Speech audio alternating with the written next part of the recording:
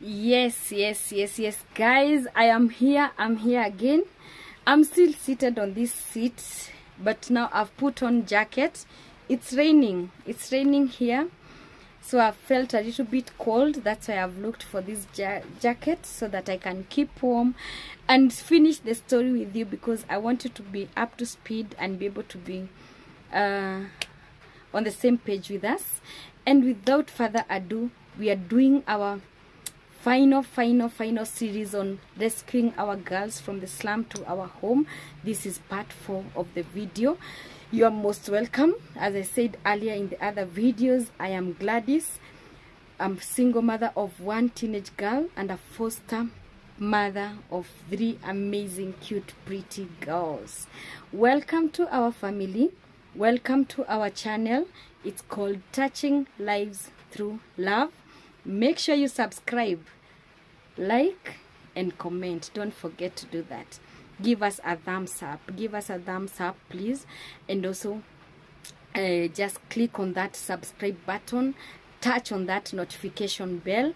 And comment down there. Just write a comment. I'll be happy to read about it. And welcome to the final series, part 4, of how we rescued the girls into our home. So, now the girls are at home. I'm now super clear in my mind that my daughter is comfortable having the girls around in our home. And now we've started the court case. We started the court case, which was not easy. We started the court case in the year 2020.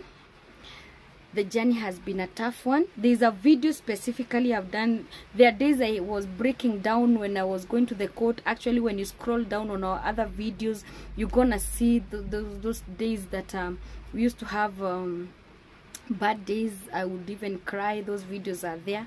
But for the purposes of finishing up this series, I'm going to run through the experience once again. And the reason why it was a tough journey is because we went to the court for the whole year, the first year in the year 2020, and every time we would go to the court, there would be a reason why the hearing will not be done. But what really shocked me is that okay, there are days we would go, we are told that we are there, we've been told come on this day at this time, then we are there, and then the accused would not appear. Then we are given another date, then we go for that next date. Now the accused maybe is there, but then we are told the file is missing, so we cannot proceed.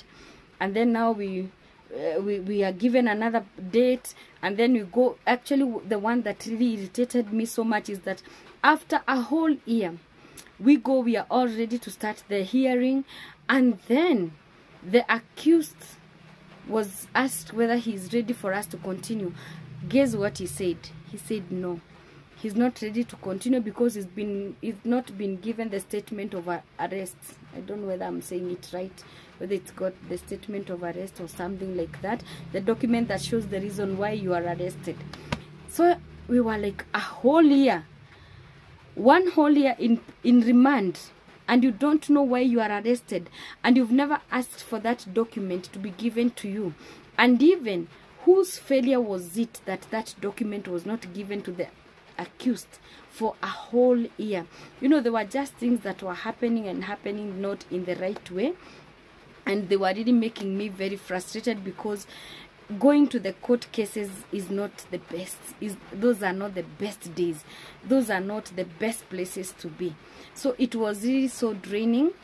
But then now, what even made it more difficult for me, initially when we were going, I remember the first time, at some point we had I was going with a small girl, so you can imagine initial days maybe the court day is on a school day.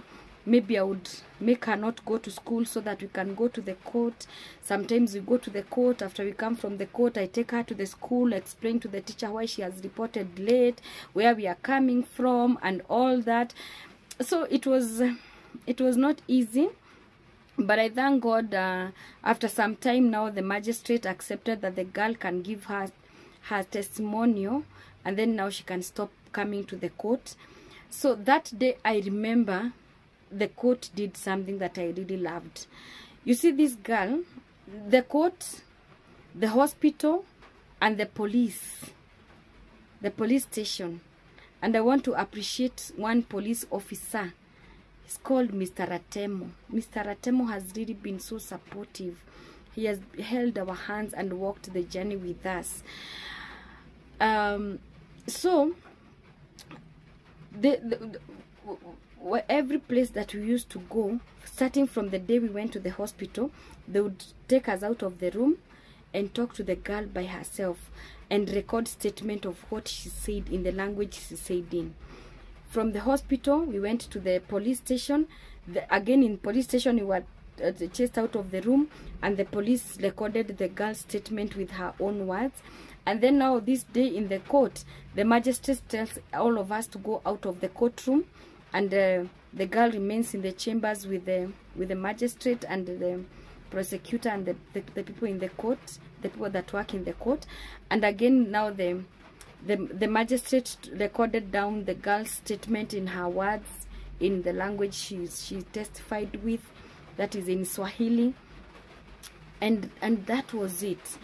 One thing that I am so grateful to God is that this girl's words remained consistent.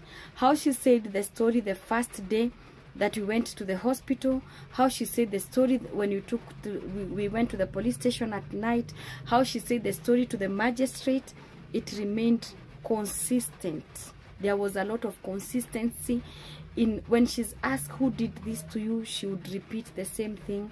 It's my father who would do this. She would narrate how the dad would come at home at night, remove her clothes, do this, start from here and end it. You know, she would explain all that. And at least when now she was told now she can stop coming to the court, I can be coming alone. That time I really felt a bit relieved, because I was really feeling so bad going to the court all the time with the girl. And I thank God that now they gave us that privilege for the girl to be remaining in school, and me, I be the contact person to be going to the court. So at some point, there is a day that I went to the court, and then I found our file, and some cash bill amount has been indicated on top of the file. And I went to the prosecutor and I asked him, how is this cash bill amount? Who wrote it? Who proposed it? Who approved it? Does it mean that this guy can come out on cash bill? You know, and at that time I was really afraid of our lives. We were living, security-wise, we felt like we were not safe, because for the first year, we went to the court like I think 4 or 5 times. And every time we went to the court, the magistrate is asking for the guy's name, and then he's not there. The accused has not appeared. The accused has not appeared. Severally, we go, he's not appearing. We go, he has not appeared. Until at some point I thought, could this guy have escaped from prison? Is he randomly out here? And if he's randomly out here, how safe am I?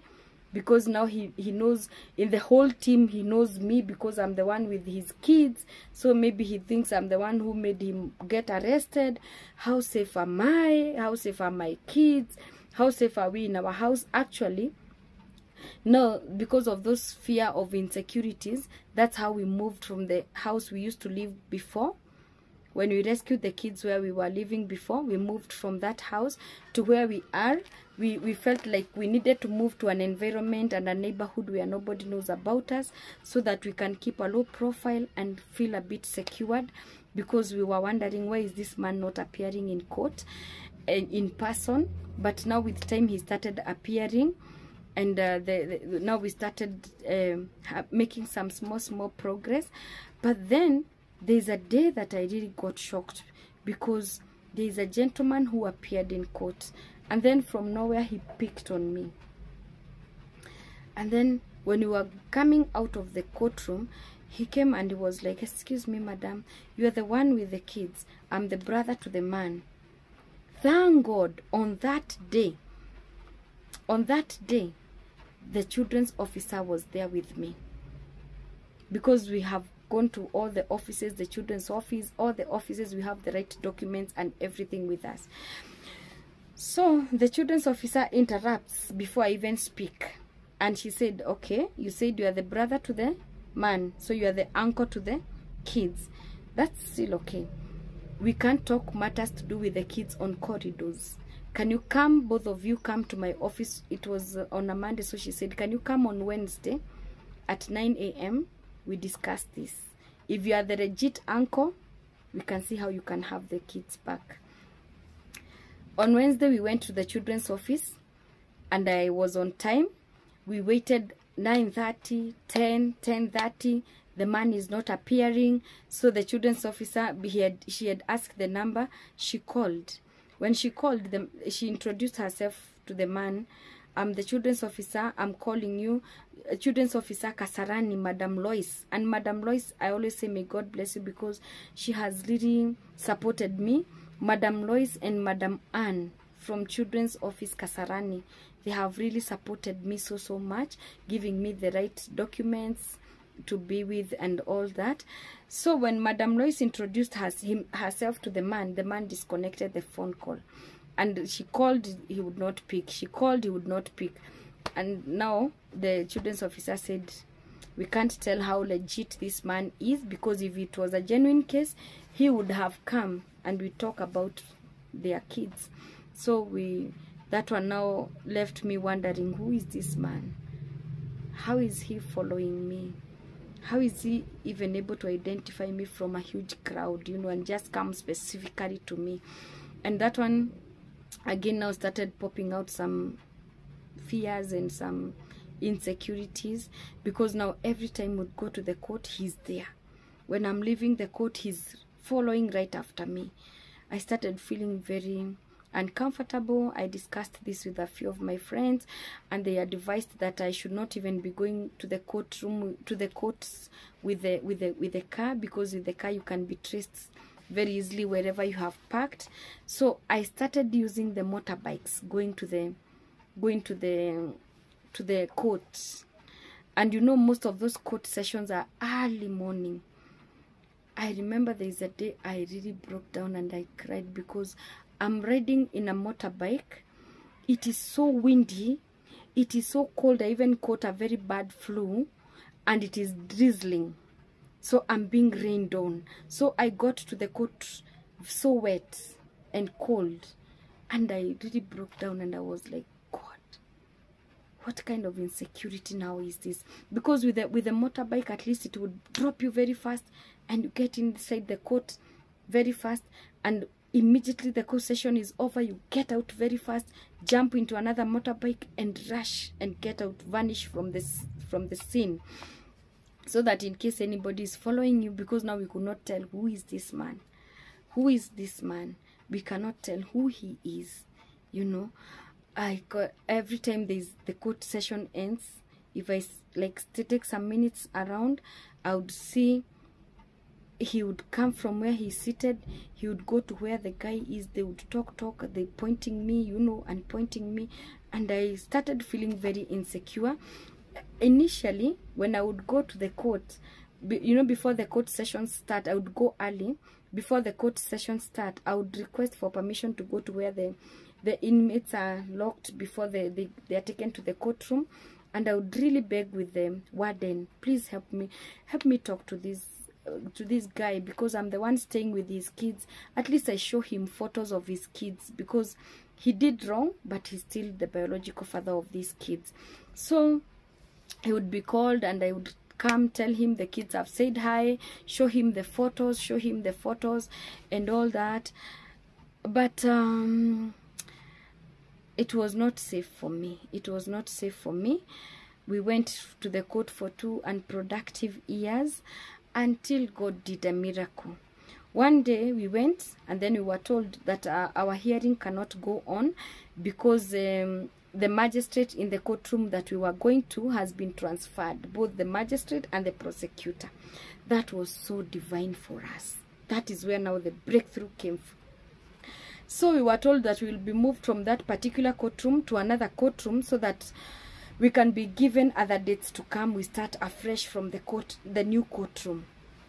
And when we went there, God did a miracle. The prosecutor there was flipping through everybody's file, and they would tell everybody, so for you, you come on this date, for you, you come on this date, like that, like that.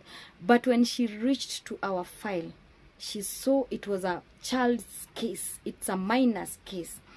And then she was like, for 2 years, these people have been in court for 2 years. What is the progress? So they talk with the magistrate, and then she convinces the magistrate that even if today we are not hearing any case, please let's have the hearing for this one. And then that day, you know, even no witness on my side had turned up, because people have been coming to the court for 2 years. Coming, nothing is happening. Coming, nothing is happening.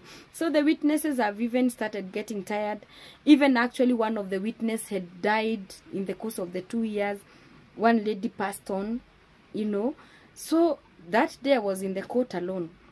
The prosecutor asked me, are you ready to speak about it, to do the hearing today? I said, yes, I'm ready. So because I was getting desperate, I just stood and gave my testimonial and all that. And then the man also spoke. The next day, the next hearing, we were told that it will be now the hearing for the other witnesses that had not come. I pleaded with them to come. I called them and requested them to come. The next one, thank God they came, and they gave their testimonials. And the other one was now supposed to be the police officer, plus now the doctor. They also came and gave their testimonial, and then the other one we concluded. And when now we concluded, the magistrate was reading through the whole case, how it started from day one, everything that has been recorded, reading through. Before she made her final verdict, she gave this guy a chance, and then she asked this guy, do you have anything to say before I give my final verdict? Me, I was seated there waiting for him maybe to say, I'm very sorry for what happened, to what I did to my daughter, or send a message to the kids if maybe he feels like the verdict will go against him and you'll never be able to see the kids again. But when he was given a chance, he told the magistrate, please, Your Honor, remember that my old mother at home depends on me. And then he was asked, do you have anything else to say? Then he said no.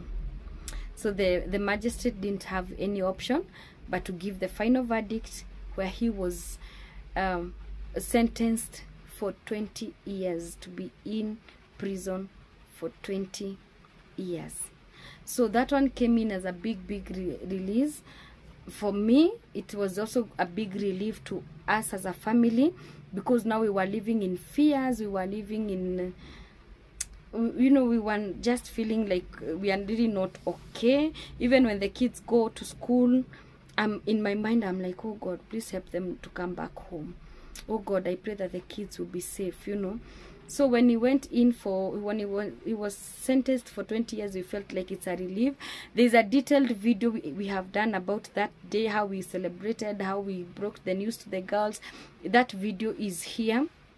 You can scroll down and find it and watch the details of how the court case went.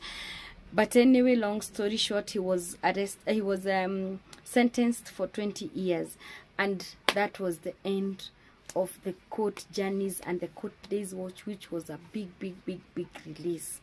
Now, another big thing that I have faced when I started staying with these girls is something called depression. I've never known what depression is. I've always felt like I'm not among those who should get depression. I read depression in books, I read depression in magazines, I see depression on media. You know, I never thought one day I would be in the list of those that got depressed. But as I said earlier, this thing came in instantly. You know, it's not like the way you prepare now. I'm pregnant, I'm preparing to welcome a child in our lives and all that and all that. This one came instantly. It came in instantly. So the transitioning, personal transitioning, getting overwhelmed, feeling like anxieties, and then I'm the only adult in the house, so I don't have somebody to share the small things that are going through in my mind. By the way, those people that you hear are depressed is not sometimes something so big that you can put your finger to. Sometimes people get depressed because of the small, you see those things that you'd say, ah, that's a small thing, that's a minor thing. You saw those small things trouble your mind, and when you don't have anywhere to vent them, it can become very, very risky. So I started becoming different. I'm a very outgoing person. I'm happy. I'm a social person. I'm a people's person. But I started feeling this as the strongest desire to withdraw. You know, the strongest desire to withdraw, pull away from people. Me, I'm one person. If you keep me away from people, I don't know how I can survive. Even right now that I'm talking to you, I am feeling good because I'm talking to people. You know, I'm a people-driven person. So I started feeling, no, I don't want to be with the people. I want to be alone. I don't want to eat. I don't want to shower. I'm feeling funny. I can't quite explain like exactly what I am feeling. You know, I'm like, what is this happening to me? So there is one time that, not even one time, severally, I had noted that when I am on the road driving, I'm absent-minded. I'm driving, but it's like it's just my body that is there, but I am absent-minded. When I want to change lanes, I'm not even indicating. When I'm driving on the road, I'm not very careful. You know, today I always tell God, thank you, I didn't die in a road accident. Sometimes I would want to go this side of the town, so I should drive this side, but I find myself, because I'm absent-minded, I'm driving the opposite direction. Then when I go and reach a point is when I remember, oh my God, I was not supposed to go that side. So I look for a place to make a U-turn and go now to the side that I was supposed to go. It happened that for quite some time. You know, when you're in depression, you don't accept it at once.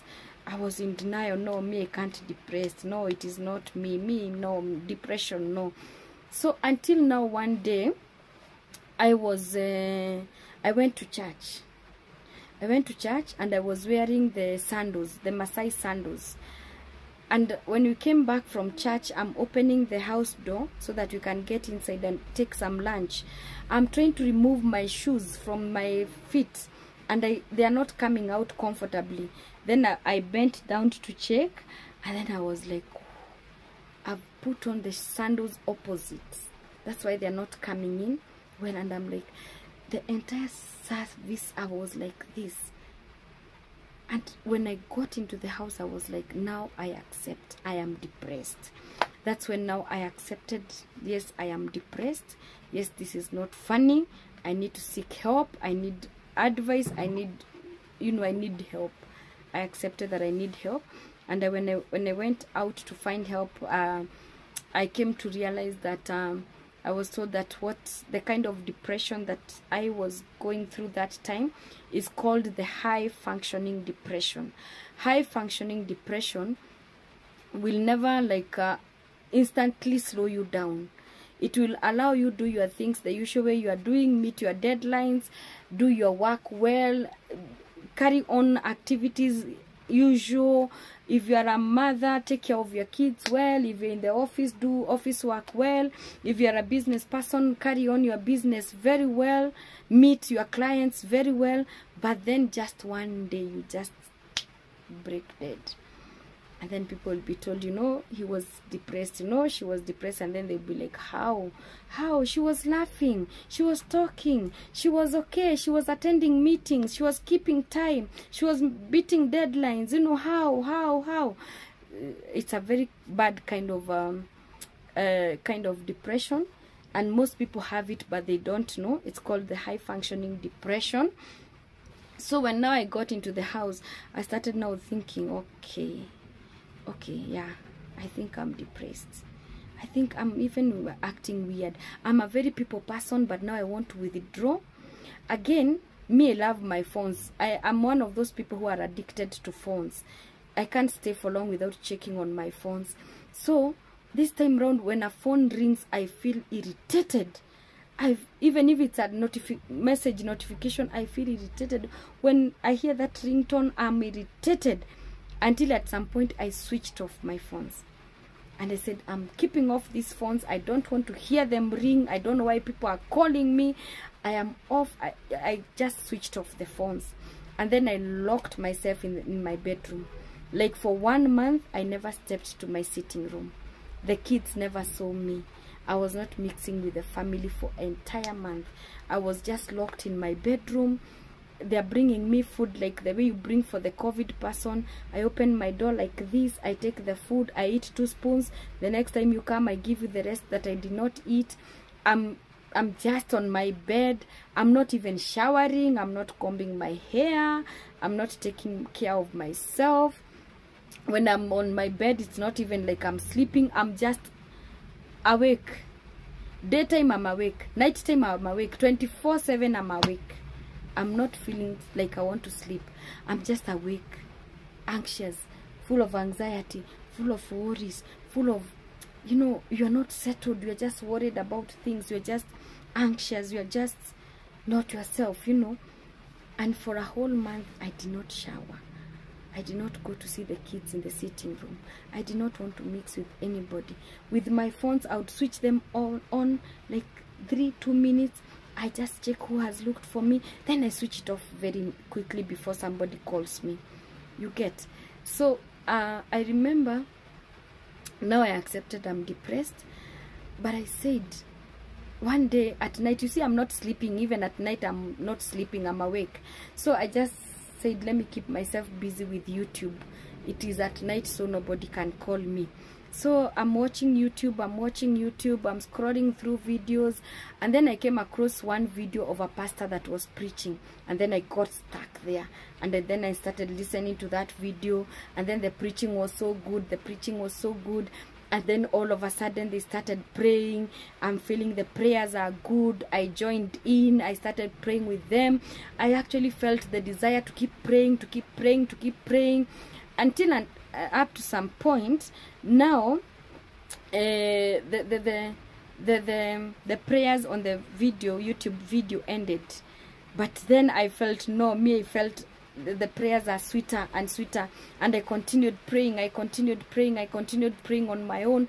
And this time, now I have started pleading God to take me out of the depression. Before, I was making a very silly, stupid prayer that I cancelled by the blood of Jesus Christ. And I said, I cancel and withdraw all those words by the blood of Jesus Christ. I was praying and I was telling God, please God, kill me. Please God, I want to die. God, kill me. Death is the sweetest thing. And I was really desiring death with everything in me. I was feeling, I'm the most good for nothing person. I'm the most useless person. I'm the most worthless person. All I deserve is to die. I would hear the word die. You need to die, and I would accept it. And I would, in fact, if maybe I nap for 5 minutes and come back, I'm like, you mean God, I'm still alive. So this time round, now roles changed, and I thank God. Now roles changed, and in my prayers I start pleading with God, please God, take care of me. Please God, take me out of this depression. Please God, I refuse this spirit. God, please deliver me. God, I want to be whole. God, I started pleading with God, take me back to my usual life, take me back. And I pleaded with God, I prayed. Do you know, until one day, actually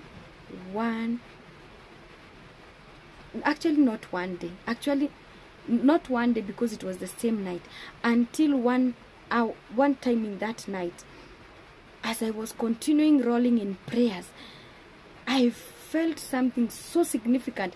I felt like, you see the way a balloon can be so inflated and then you just pierce it using a sharp object. It's like, like the air goes, I felt like something leave me, something left out of me, you know, I was actually doing like this. Now I'm lighter. I feel lighter. Because initially I was feeling like there are loads and loads and loads of, like there are things, tons on tons of things put on my shoulders. My whole body is heavy. I can't walk. I can't move. I can't do what. I'm just carrying loads and loads of things that I don't know what they are. But this time round in prayers, I felt something like whoosh. And then I felt light. I felt light. And then I started feeling a sense of feeling happy. I'm feeling happy. I'm feeling happy.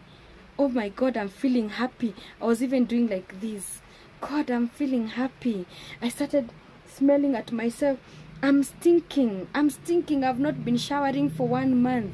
And I was not feeling like I'm stinking the other time. So this time round, I'm feeling,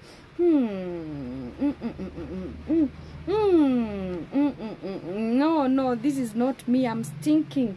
I'm stinking. Even the bed where I'm sleeping is smelling bad. Immediately, I felt the desire to shower. I remember it was at night at 3 a.m. I went to the shower at 3 a.m. and I showered. And I took long in that shower. I took long because I was feeling like it has been too long since I showered. I took a long shower. And after that, I went on my bed and I slept. I slept. And in the morning, I woke up the first one. So light, so happy, so excited, you know. And I went to the kitchen. I made breakfast for the kids. I blended fruits for them. I made pancakes for them. We made stories. It's like a catch-up time. I've been away for a whole month. The kids were happy to see me. And I'm like, wow. Now I feel revived. Now I feel reconnected. Now I feel I'm back to life.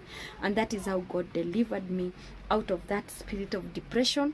And I pray for anybody going through depression. May God take you out of it. May God deliver you out of it. Depression is such a bad feeling. I wouldn't wish it on anybody. I wouldn't wish even my worst enemy depression. It's bad. It is bad. And that's how, by God's mercies, by God's grace, by the power of the blood of Jesus Christ, that's how God took me out of depression. Now I'm completely out of it. I'm back to my life. I'm actually now trying to talk to others who are going through it. And I'm trusting God. If God blesses me with finances, I want to go and do a course on counseling psychology so that I can help many. But even before I go to do the course on counseling psychology, before I get the finances to go and do it, I am helping people through self-experience. So people talk to me, and every time I talk to them, they're like, I felt better talking to you. And I feel good when somebody tells me I'm not where I was before I talked to you. And yeah, that is the bad experience that I had with the depression. But one thing that I love about when God gives you an assignment to do. You see, I'm going through depression because of the increased family that I have. The extra babies that I have brought on board. And the changes and the transitioning and all those changes that came on board, and I'm handling them alone. But imagine, funny enough, there is no single day I've slept like this or waken up in the morning and said, I'm giving up on these girls. Since that time of Bishop Jane Kingori, I talked in the other video, I've never felt even the thought of taking these kids to the children's home. So even this time that I am going through this tough time of depression, I never had the option of feeling that I need to take these girls to the children's home. God finished that mind. God finished that thought. And when now I came out of depression, that's now when I started saying, aha, then it is true God wanted me to have these girls under my care, in my hands, in my home. Because if it was humanly said, that time that I was going through depression is the time that I would have used my depression as an excuse and as a valid reason to take these girls from my home to a children's home. But if we pulled through that time, I don't think there is any other time that we shall never pull through. And I'm happy that I'm with these kids. I'm seeing them transition every day. I'm seeing them mark milestones every day. I'm seeing them start realizing their dreams every day. I already told you we have a Chief Justice, we have a Miss World, we have a doctor. You know, they're now happy kids. They go to school. You should see how bright the big girl is. She is super bright because her heart had desired to be in school. So when she landed in school, she's like this with her academics. On point like this with her academics. The others are also following suit. The milestones I've seen these girls marking in their lives are so sweet, are such an encouragement. Even as something as small as seeing them outgrow their clothes, that tells me they are growing. When they outgrow their shoes, that tells me they are growing. The confidence I see in them when they're talking now, they are confident. Now when they're talking, they can express themselves very well. They feel loved. When they go to church and others are talking about their mom, they're also talking about their mom. When in school, the other kids are talking about my mommy did this, my mommy did that. They also talk about my mommy does this, my mommy did this, my mommy loves me. So there is no sweeter gift I would have given to these girls than just that gift of feeling loved, valued, and accepted. And many ask me, Gladys, are you now looking forward to getting married, or have you cancelled the plans for getting married? This is how I usually say. Myself, I'm in God's plan, and may God's will be done in my life. Personally, I'm one person that loves family life. I love marriage life, and I know marriage is beautiful, and I know marriage works. But then I am too clear in my mind. You see, initially I used to get worried. Now, which man will come and marry a mother of 4? A single mother of 4. Because now I cannot separate my life from these girls. Which man can come and marry? If when I was a single mother of 1, no one came to marry me. So now that I'm a single mother of 4, who will marry me? Those worries ended. God took them away. And now my mind is so settled, so crystal clear, that as much as I love marriage, it will only happen if God sends a God-sent husband. And this God-sent husband will not discriminate the 3 girls, will not sideline the 3 girls, will not keep away the 3 girls. This God-sent man will accept me, my biological daughter, plus my fostered 3 daughters. And the scriptures that gives me, or the Bible story that gives me confidence is the story of the birthing of Jesus Christ. You see, when Jesus Christ was birthed, it was at a time when the mother Mary and the father Joseph were dating and were in serious courtship. And during those days, you were supposed to marry a virgin girl. And then the Holy Spirit comes and messes up things and turns things upside down. According to human standards, would say messed up things, but it was in God's plan that Mary got pregnant. And Mary is already engaged to Joseph. She gets pregnant. And then she goes innocently to Joseph and says, I am pregnant by the Holy Spirit. So at that point, I always say, if Joseph was not God prepared and God sent to marry Mary, that is the time they would have parted ways in a clean way. Because Joseph would have told Mary, Mary, stop playing with my mind. Stop these silly mind games. Stop these small games you want to play with me. How do you tell me you are pregnant by the Spirit of God? If you did not go and play around with men and become pregnant, and now you are telling me you are pregnant. Please, I'm not that stupid, Mary. I'm not that stupid. Don't take me like a stupid man. And he would have thrown a drama and did all those kind of tantrums and all that. But because Joseph was prepared by God and sent by God in Mary's life, he took the news gracefully. He trusted Mary that it is by the Spirit of God that she is pregnant and not by any other man. He trusted Mary that Mary did not sleep around with men to get pregnant. So, even in my case, I took rest and I am at peace, and I said, the man that God will send to marry me will be so much at peace with me having a big family, will be so much at peace with me being a mother of 4, will be so in love with all of us, will passionately love me, passionately love my biological daughter, and passionately love my foster daughter. If a man comes packaged otherwise, I'm sorry, I'm not in it. Even if he's a tycoon, I won't go for it. Even if the guy is oozing money and resources, I won't go for it. I am clear in my mind. I know God can do it. If God did it for Mary, he can still do it in my case. Thank you, guys.